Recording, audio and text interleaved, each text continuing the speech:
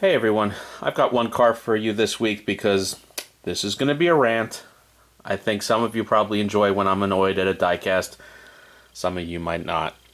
This is by Greenlight, and I've complained about Greenlight before, but they do good subject matter sometimes like this. This to me is one of my favorite subject matters. This is a station wagon. I love station wagons. It's a cop car. Love collecting cop cars. It's NYPD. As someone who lived in the New York, New Jersey area, I like NYPD cop cars. Hits all the right notes. Oh, and it's diecast, so parts open. This is all good things. It's supposedly limited edition. All good things, all things that I'm into. But it's Greenlight, so that means they give me a subpar, terrible model. So here we are complaining again like we did with the Trans Am. The Smokey and the Bandit style Trans Am from Fast and Furious that I hated. So one of the main points of focus of the entire car is the front end. Look at the fitment. And you say, oh, it just needs to be pushed back. See that gap? It's not just a matter of needing to be pushed back. This is just a part that just does not quite fit. Maybe when it was warm, fresh out of the tool, could have popped in and cooled in place, but it just does not fit. Look how terrible and poor the headlight detail is. Yeah, it doesn't have pegs in the middle, but I don't know, this looks like a toy to me. And that fitment issue is on both sides. Come over here, and they clearly put this in the box when it's still wet. So there's a nice paint smear. I mean, I don't see that on my $20 Maestos or $15 Maestos you get from Costco right now. Everywhere you look, there's just poorly applied paint.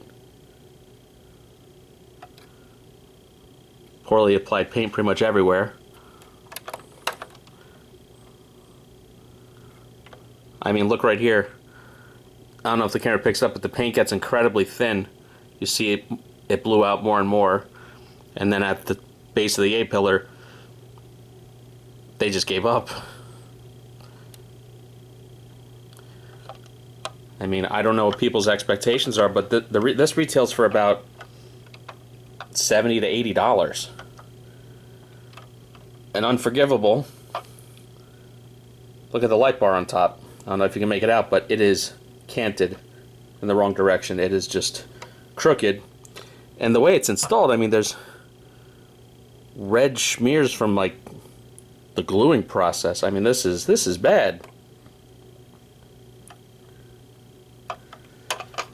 But we're supposed to be happy because this is quote-unquote diecast, but it's not fully opening. I mean, the door's open. Interior detail isn't too bad. I'd like to see some kind of floor mat, which would probably be vinyl in this car. The hood does not open. Let's see, does the back open? Yay, the back opens. So there's that. So it's like partially opening diecast, which, if you're going to give me a model this poor, why bother? Wouldn't this been better as resin, but like have all the details nailed? The wheels aren't that bad. The hubcaps aren't that bad. Underneath, this is the kind of detail you get in resin. You know, it's annoying that they say it's a limited edition. So I guess that means it's car number 454, but of what? They could make 25,000. It's not that much of a limited edition. So then you say, well, if Greenlight's so bad, why'd you buy it? Well, again, subject matter, and it was on sale for $34.99. You can probably still get it at Replicars. And as I say, at that price, I'm not mad at it, but if you hear me, I'm still mad. So stop buying these if you're paying anywhere near retail. At 35 bucks, whatever, it is what it is. But there are probably plenty of you guys who are spending 50, 60, 70 bucks on this, and it's not worth it. You know, you've got nice little fully enclosed box that makes it out like this is some kind of limited edition artisan collector series. Tell me, what is artisan about the quality of this car? This is, again, subpar in many ways to what you're getting at Costco right now for $15. So that's it. That's my rant. Typical Greenlight quality.